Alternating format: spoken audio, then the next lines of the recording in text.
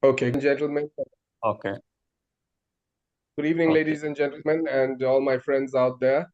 So, as you know, we've started this podcast to help people communicate better, to bring about, a more productive use of communication across various types of organizations and human beings. We believe that communication is something that's lacking in the world today. So, I'd like to introduce you to Hemant here and Mr. Suresh Kumar, as well as Ms. Vandana. All three are in leadership positions in various companies.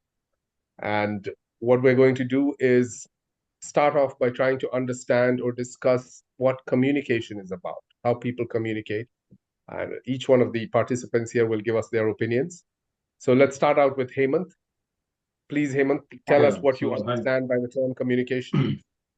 yeah, thank you, Mr. Rahul, and hi, good evening to all my co-participants. Yes, very good subject. Communication is a very good subject, and communication basically, if you take the definition as such, it's the exchange of information between two individuals or between multiple individuals. It can be in terms of public speaking. It can be normal dialogues. Uh, It can be written communication. It can be hand communication. People who are disabled who cannot speak or who cannot listen. They use communication through hands. So it's basically to convey information from one person to another or multiple persons. So this is basically the definition of communication. And of course, listening also is one of the major components for effective communication. I mean, I would say 70% or 80% good listeners, people who are good listeners, their answers will be to the point and crisp, and they become effective communicators. Excellent, So this Hemant. is what, Excellent. Regards to listening as being one of the crux or one of the main pillars of communication.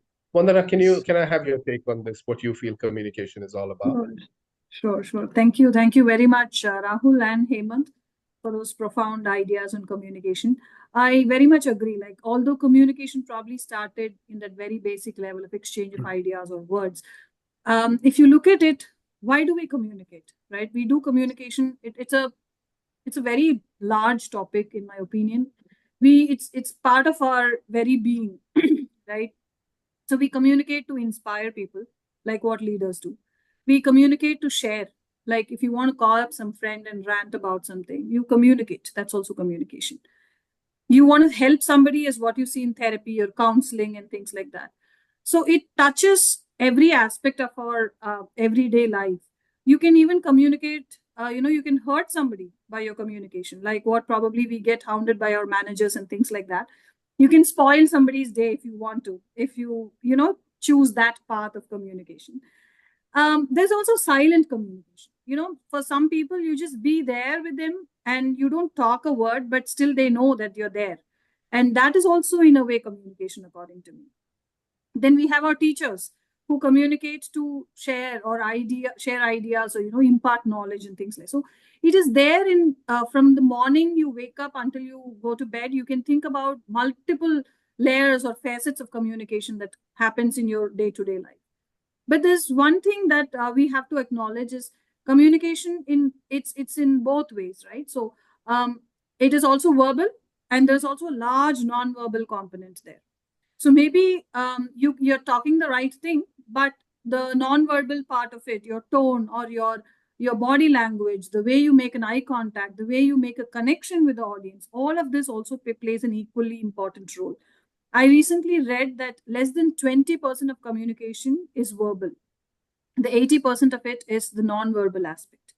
And I do not want to stress further on the listening aspect, but one point that I would like to highlight is on the rapport that you have as a communicator, which is very important. So you decide to say something or communicate something to the audience. It's very important that you build a rapport. And if you sense, and it's important to sense that as a feedback loop, if you have not actually built that rapport or that connection, it's also one of the smart expectations from the communicator, that you pause, you revisit, and you reposition yourself, and then you go on. See, we have all gone through those speeches and those long lectures where according to the speaker, they are doing a very wonderful job. They're probably reading out of something, or they are doing an awesome job about it, but not one word has probably entered the audience. So it's also important that to understand or to feel, you have feel the vibe what the audience have for your talk. So that's another thing that we have to keep in mind as we are communicating. So adding to the listening aspect, I would just like to highlight this as well. And yeah, that I think That's that's what very I would like to say. interesting, Vandana, because the scope of communication that you've mentioned here is really vast now. Now we're talking about every aspect of life involving some form of communication from your analysis here, which I agree with because it's really deep now. We've gone really deep into the level at which we communicate. You've mentioned that communication is just not about speaking or listening alone. We also involve body language, and you've mentioned its importance in leadership to some extent, which is the crux of our title of what we're talking about here, which is communication and leadership.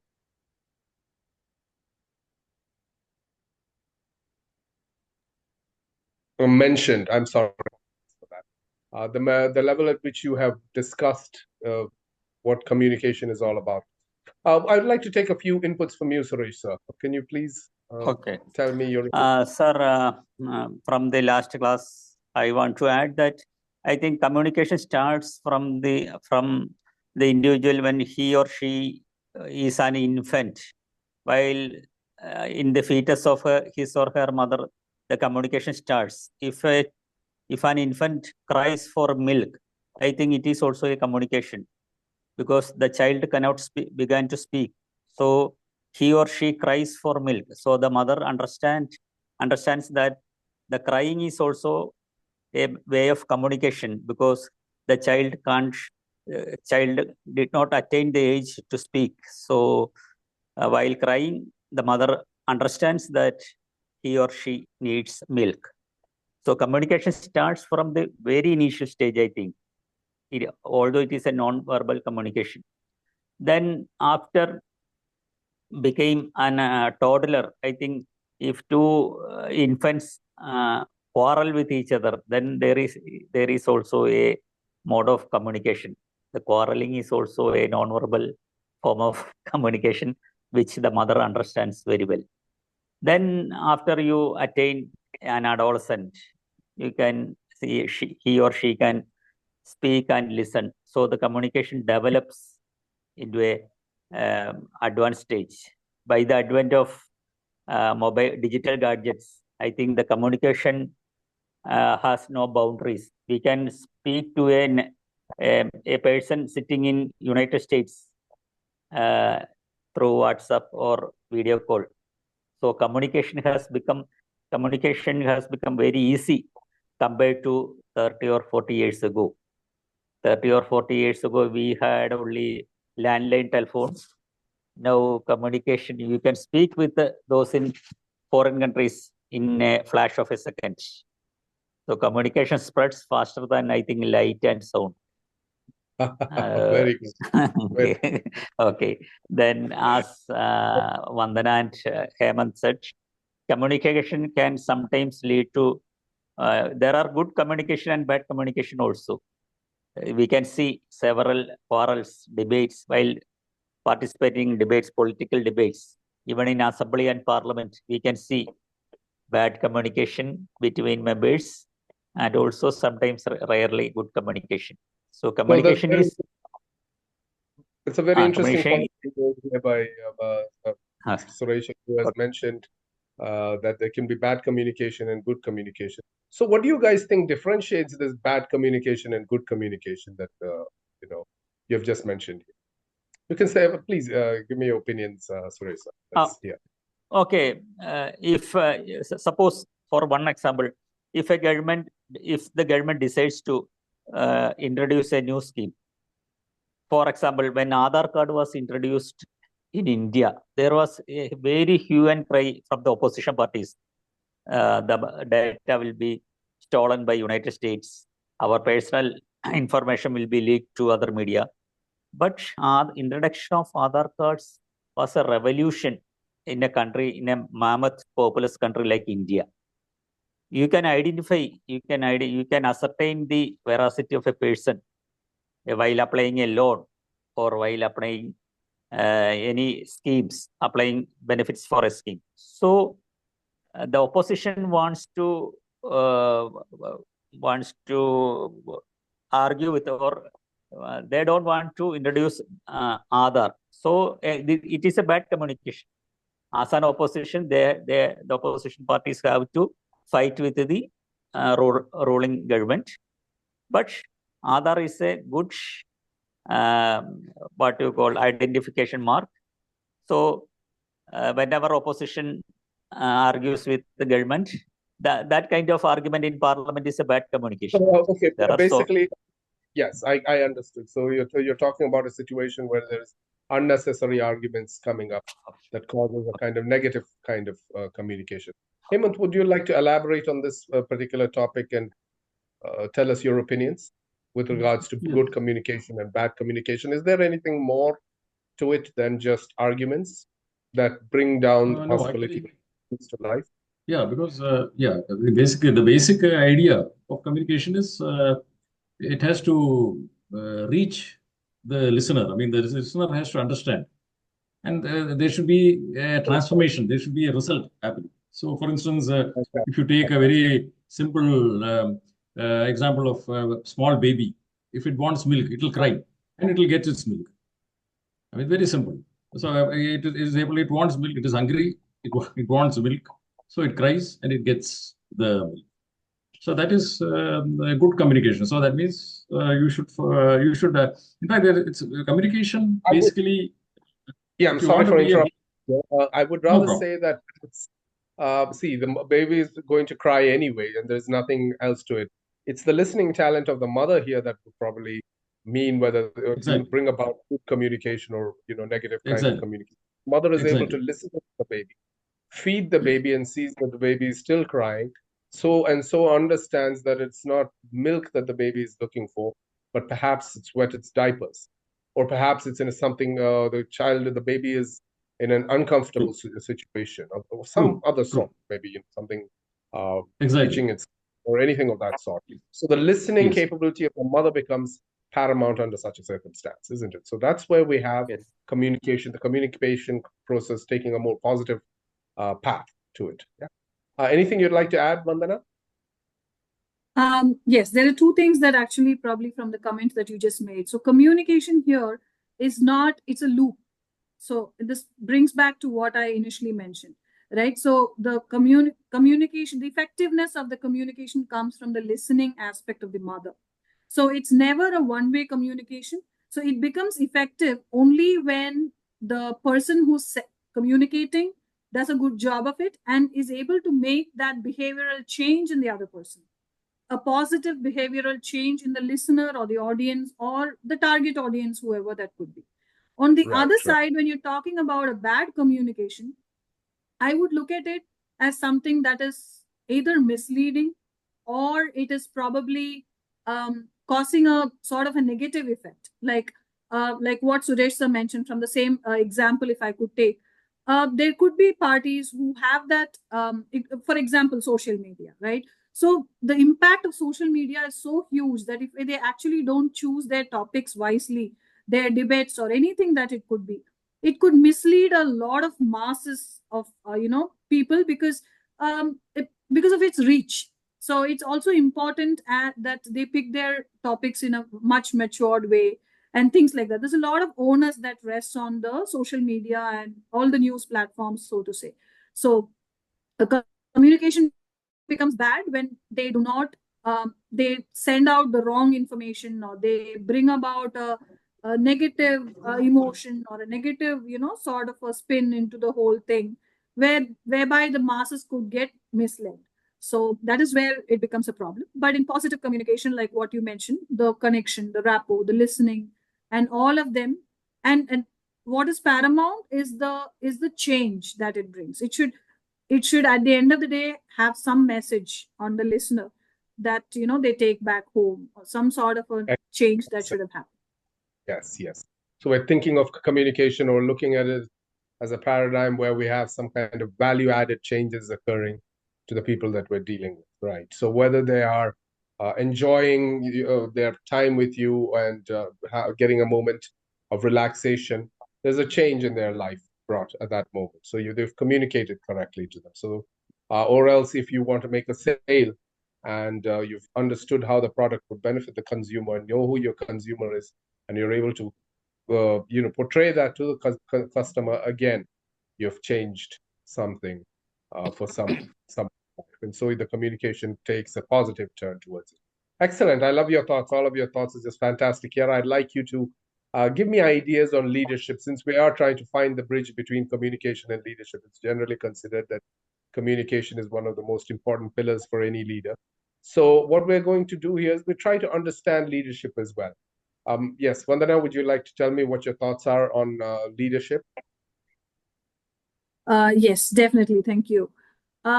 On leadership, I think communication, I mean, if I'm trying to connect both the aspects of, communication in leadership, I think they are, in the sense, they are inseparable. If you have to be a leader, I think one of the key qualities that you should possess is good communication. When I say good communication, I'm not trying to say that you should have a good vocabulary and, your sentence structure and things like that.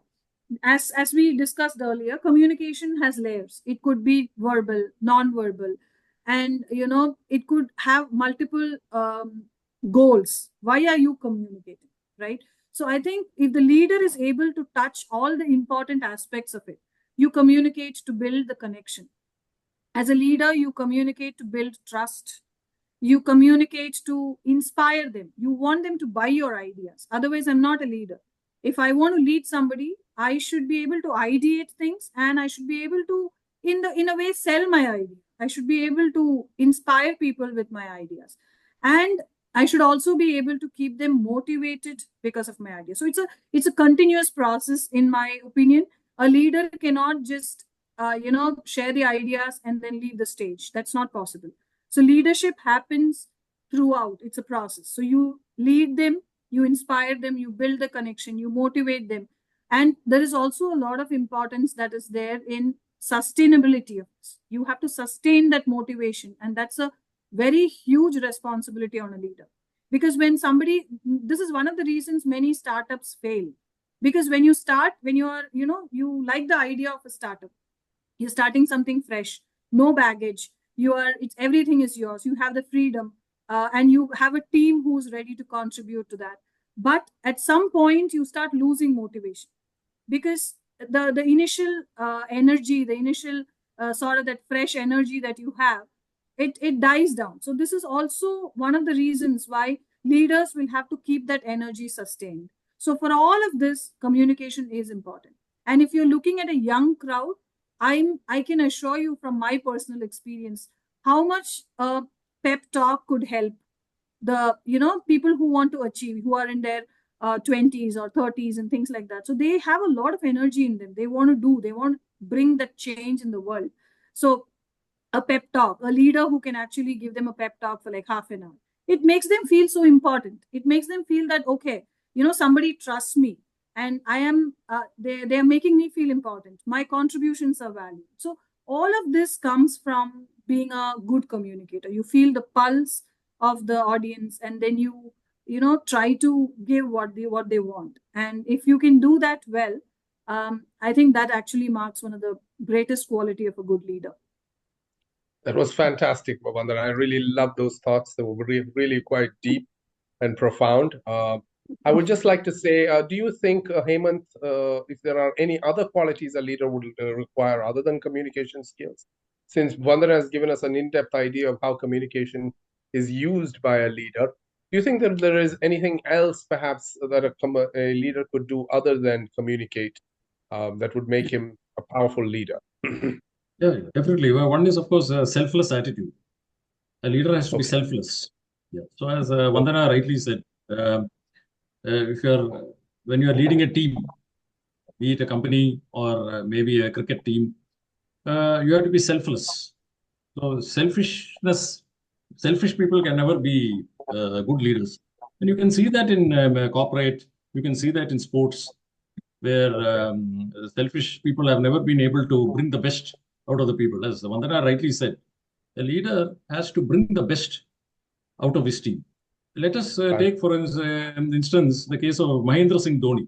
I think I have seen so many cricketers, but I would say he has been the best as far as India or international cricket is concerned in terms of leadership. I won't say he's that great a communicator. I mean, in terms of his diction and all that, but he gets the best out of his people.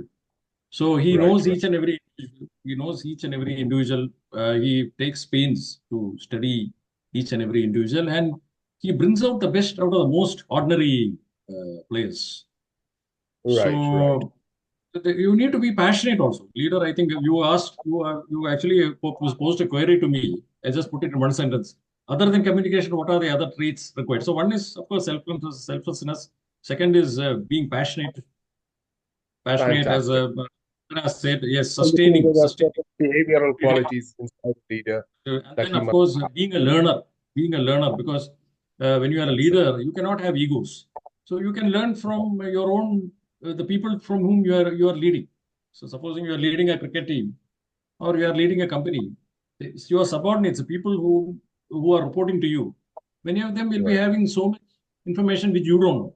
So you should be prepared to learn that and then do a brainstorming and see. Finally, the idea of a leader. The leader is supposed to be a person who has the capacity to initiate action to bring transformation. So that transformation will happen. So you're taking a behavioral perspective towards the points mentioned by Vandana.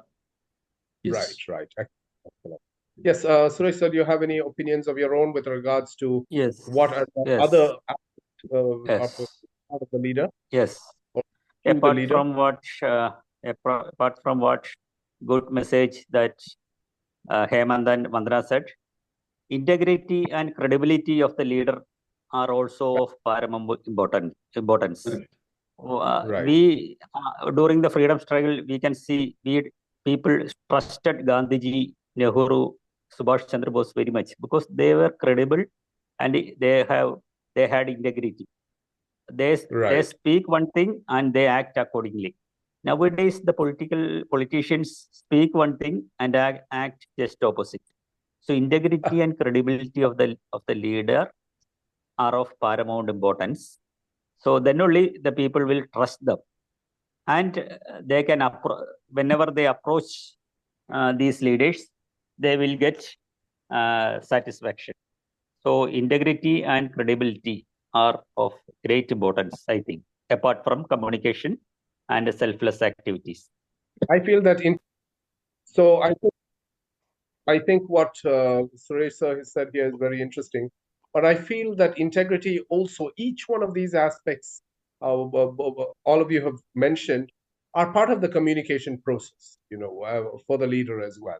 So when he displays a high level of integrity and sustainability in terms of being a character of integrity, then he communicates directly to his followers that his words can be taken seriously, that we're going where, he says we're going.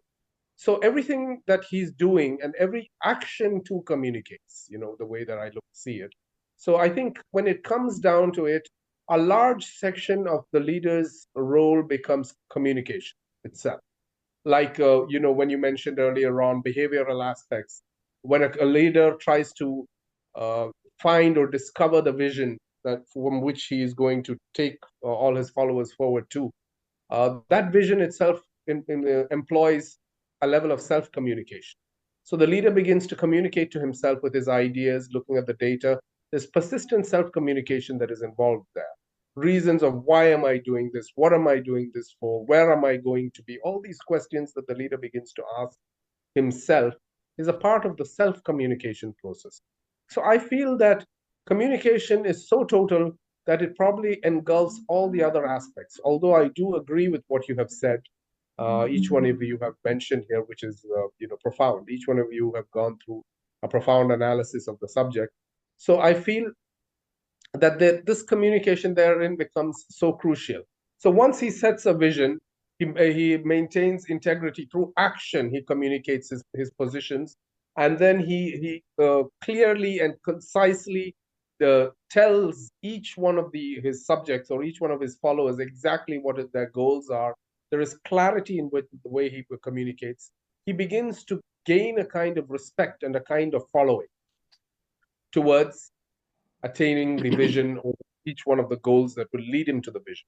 So communication therein becomes such a crucial aspect. So the way I've seen it, the way I look at it, I feel that, communication still is the number one pillar here for a leader.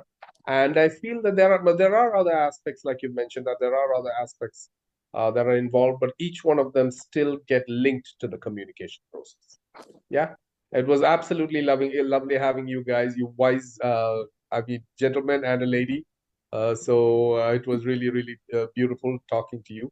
And I would suggest that all of those out here who view this channel, please do subscribe, because we will be coming up with more ideas and communication leadership and a variety of other thoughts.